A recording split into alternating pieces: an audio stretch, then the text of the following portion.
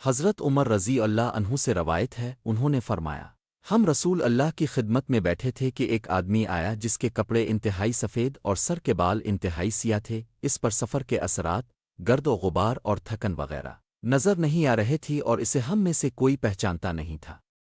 وہ رسول اللہ کے پاس آ کر بیٹھ گیا، اپنے گھٹنے اب کے گٹھنوں سے ملا دیے اور اپنے ہاتھ اپنی رانوں پر رکھ لیے، پھر اس نے کہا، اے محمد، اسلام کیا ہے؟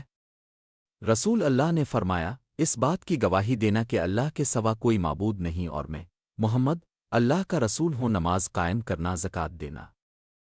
رمضان کے روزے رکھنا اور بیت اللہ کا حج کرنا۔ اس نے کہا، اپ نے سچ فرمایا۔ ہمیں اس پر تعجب ہوا کہ اب سے سوال کرتا ہے اور خود ہی تصدیق بھی کرتا ہے کہ اب کا جواب صحیح ہے۔ پھر اس نے کہا، اے محمد، ایمان کیا ہے؟ رسول اللہ نے فرمایا، ایمان یہ ہے کہ تو اللہ پر، اس کے فرشتوں پر، اس کے رسولوں پر، اس کی کتابوں پر، قیامت پر اور اچھی بری تقدیر پر ایمان لائے۔ اس نے کہا، اپ نے سچ فرمایا۔ ہمیں اس پر تعجب ہوا کہ اب سے سوال بھی کرتا ہے اور اب کی تصدیق بھی کرتا ہے۔ پھر اس نے کہا، اے محمد، احسان کیا ہے؟ رسول اللہ نے فرمایا، احسان یہ ہے کہ تو اللہ کی عبادت اس طرح کرے گویا تو اسے دیکھ رہا ہے، اگر تو اسے نہیں دیکھتا تو وہ تو تجھے دیکھتا ہے۔ اس نے کہا، قیامت کب آئے گی؟ اپ نے فرمایا، جس سے اس کے متعلق پوچھا جا رہا ہے وہ پوچھنے والے سے زیادہ نہیں جانتا۔ اس نے کہا، اس کی علامت کیا ہے؟ اپ نے فرمایا، قرب قیامت کی علامتیں یہ ہیں، لونڈی اپنی مالکہ کو جنے گی۔ وکی رحمہ اللہ نے کہا، یعنی عجم کی عورتوں سے عربوں کی اولاد ہوگی، اور یہ کہ تم ایسے لوگوں کو دیکھو گے جن کے پیروں میں جوتیاں نہیں، جسم پر کپڑے نہیں، مفلس ہیں، کھانے کو خوراک نہیں، بکریاں چراتے ہیں،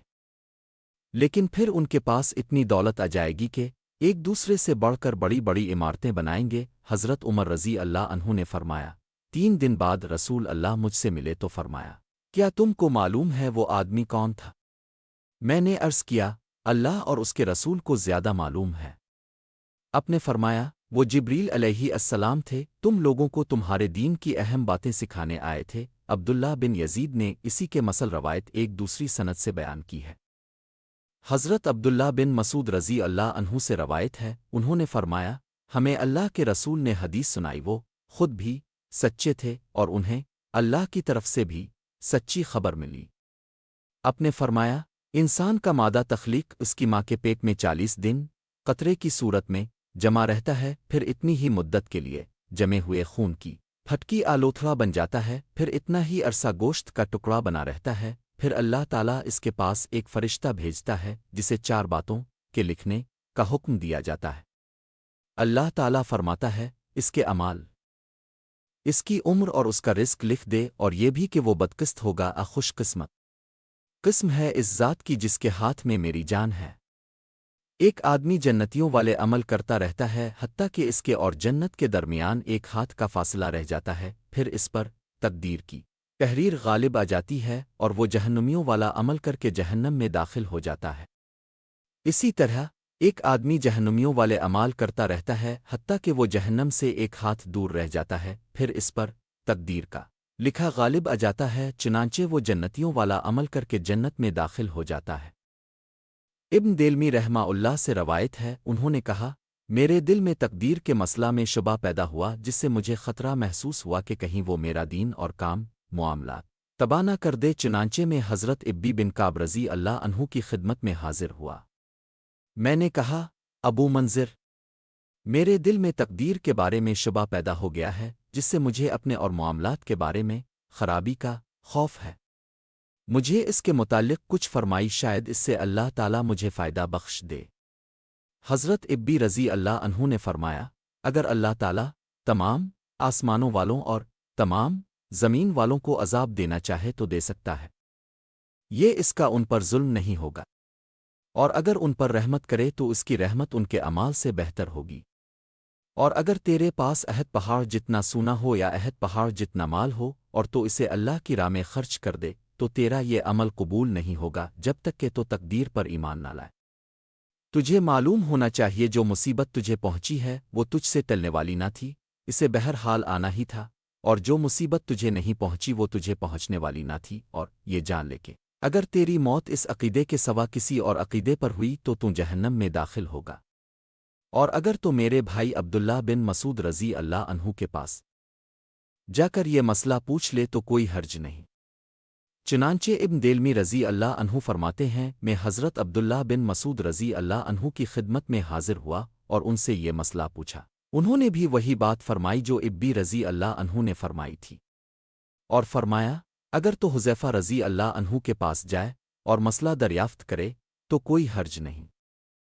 چنانچہ میں حضرت حذیفہ رضی اللہ عنہ کی خدمت میں حاضر ہوا اور ان سے پوچھا، انہوں نے وہی بات فرمائی جو دوسرے دونوں حضرات نے فرمائی تھی،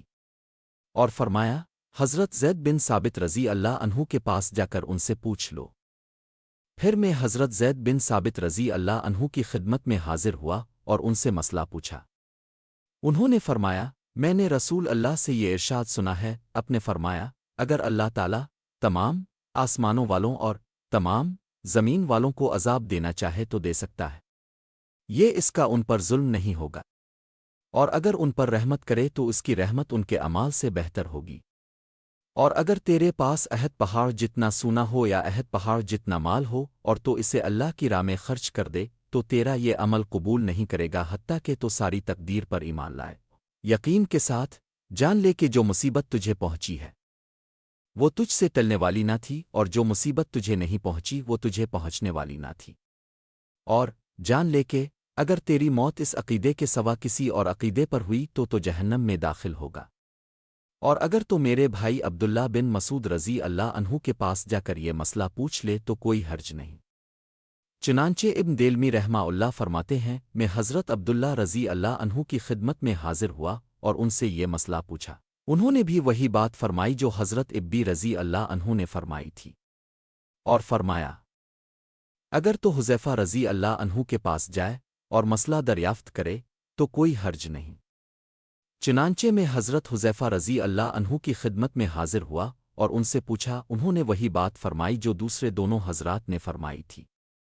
اور فرمایا حضرت زید بن ثابت رضی اللہ عنہ کے پاس جا کر ان سے پوچھ لو۔ پھر میں حضرت زید بن ثابت رضی اللہ عنہ کی خدمت میں حاضر ہوا اور ان سے مسئلہ پوچھا۔ انہوں نے فرمایا میں نے رسول اللہ سے یہ ارشاد سنا ہے، اپنے فرمایا اگر اللہ تعالیٰ تمام آسمانوں والوں اور سب زمین والوں کو عذاب دینا چاہے تو دے سکتا ہے، یہ اس کا ان پر ظلم نہیں ہوگا، اور اگر ان پر رحمت کرے تو اس کی رحمت ان کے اعمال سے بہتر ہوگی، اور اگر تیرے پاس عہد جتنا سونا ہو یا عہد پہاڑ جتنا سونا ہو اور تو اسے اللہ کی راہ میں خرچ کر دے تو وہ تیرا یہ عمل قبول نہیں کرے گا حتیٰ کہ تو ساری تقدیر پر ایمان لائے، یقین کے ساتھ جان لے کہ جو مصیبت تجھے پہنچی ہے وہ تجھ سے ٹلنے والی نہ تھی، اور جو مصیبت تجھے نہیں پہنچی وہ تجھے پہنچنے والی نہ تھی، اور جان لے کہ اگر تیری موت اس عقیدے کے سوا کسی اور عقیدے پر ہوئی تو جہنم میں داخل ہوگا۔ حضرت علی رضی اللہ عنہ سے روایت ہے، اللہ کے رسول نے فرمایا کوئی بندہ مومن نہیں ہو سکتا حتیٰ کہ وہ 4 چیزوں پر ایمان رکھے، اللہ پر جو اکیلا ہے اس کا کوئی شریک نہیں، اس بات پر کہ میں محمد اللہ کا رسول ہوں، موت کے بعد زندہ ہو کر اٹھنے پر اور تقدیر پر۔ حضرت ابو ہریرہ رضی اللہ عنہ سے روایت ہے، انہوں نے فرمایا قریش کے مشرک تقدیر کے مسئلہ میں بحث کرنے کے لیے رسول اللہ کے پاس آئے تو یہ آیت نازل ہو گئی، جس دن انہیں چہروں کے بل آگ میں گھسیٹا جائے گا اور ان سے کہا جائے گا تم دوزخ کی آگ لگنے کا مزہ چکھو، بے شک ہم نے ہر چیز ایک اندازے کے مطابق پیدا کی ہے۔ حضرت عبداللہ بن عمرو رضی اللہ عنہما سے روایت ہے، انہوں نے فرمایا ایک روز رسول اللہ باہر صحابہ کے پاس تشریف لائے تو وہ تقدیر کے بارے میں بحث کر رہے تھے، آپ کا چہرہ مبارک غصے سے اس قدر سرخ ہو گیا گویا اس پر انار کے دانے نچوڑ دیے گئے ہیں۔ اب رسول اللہ نے فرمایا کیا تمہیں اس بات کا حکم دیا گیا ہے؟ کیا تمہیں اس کام کے لیے پیدا کیا گیا ہے؟ تم قرآن کی آیات کو ایک دوسری سے ٹکرا رہے ہو، تم سے پہلی امتیں اسی وجہ سے تباہ ہوئی تھیں۔ حضرت عبداللہ بن عمرو رضی اللہ عنہما نے فرمایا مجھے رسول اللہ کی کسی مجلس سے غیر حاضر رہنے پر خوشی نہیں ہوئی جس طرح اس مجلس میں موجود نہ ہونے پر خوشی ہوئی۔ حضرت عبداللہ بن عمر رضی اللہ عنہما سے روایت ہے، اللہ کے رسول نے فرمایا بیماری ایک سے دوسرے کو نہیں لگتی، بدشگونی کی کوئی حقیقت نہیں، نہ الو کوئی چیز ہے۔ ایک اعرابی اٹھ کر آپ کے قریب آیا اور کہا اے اللہ کے رسول، دیکھیے نہ ایک اونٹ کو خارش کی بیماری ہوتی ہے، وہ تمام اونٹوں کو خارش میں مبتلا کر دیتا ہے۔ تو آپ نے فرمایا یہ تقدیر ہے، پہلے اونٹ کو خارش کس سے لگی؟ حضرت سراقہ بن جاشم رضی اللہ عنہ سے روایت ہے، انہوں نے فرمایا میں نے عرض کیا اے اللہ کے رسول، کیا عمل ان امور میں شامل ہے جنہیں لکھ کر قلم خشک ہو گیا اور اس کے بارے میں تقدیر کا فیصلہ ہو چکا اس کا تعلق آئندہ فیصلہ ہونے والے معاملات سے ہے؟ آپ نے فرمایا بلکہ وہ ان امور میں شامل ہے جن کو لکھ کر قلم خشک ہو گیا اور اس کا اندازہ ہو چکا، اور ہر ایک کے لیے وہ کام آسان ہو جاتا ہے جس کے لیے وہ پیدا کیا گیا۔ حضرت اسماعیل بن ابو خالد رحمہ اللہ سے روایت ہے، انہوں نے فرمایا میں نے حضرت عبداللہ بن ابی اوفی رضی اللہ عنہ سے کہا یا اپنے رسول اللہ کے صاحبزادے حضرت ابراہیم رضی اللہ عنہ کو دیکھا ہے؟ انہوں نے کہا وہ تو بچپن ہی میں فوت ہو گئے تھے۔ اگر تقدیر یہ ہوتی کہ حضرت محمد کے بعد کوئی اور نبی ہو تو آپ کے یہ فرزند زندہ رہتے، لیکن رسول اللہ کے بعد کوئی نبی نہیں۔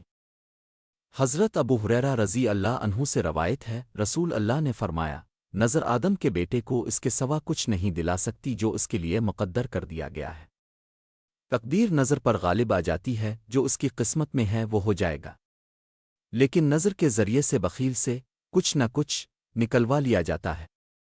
اس طرح اس پر وہ کام غریب کی مدد کرنا آسان ہو جاتا ہے جو پہلے آسان نہیں تھا، حالانکہ اللہ تعالیٰ نے فرمایا ہے تو خرچ کر، میں تجھ پر خرچ کروں گا، تجھے دنیا میں بھی دوں گا۔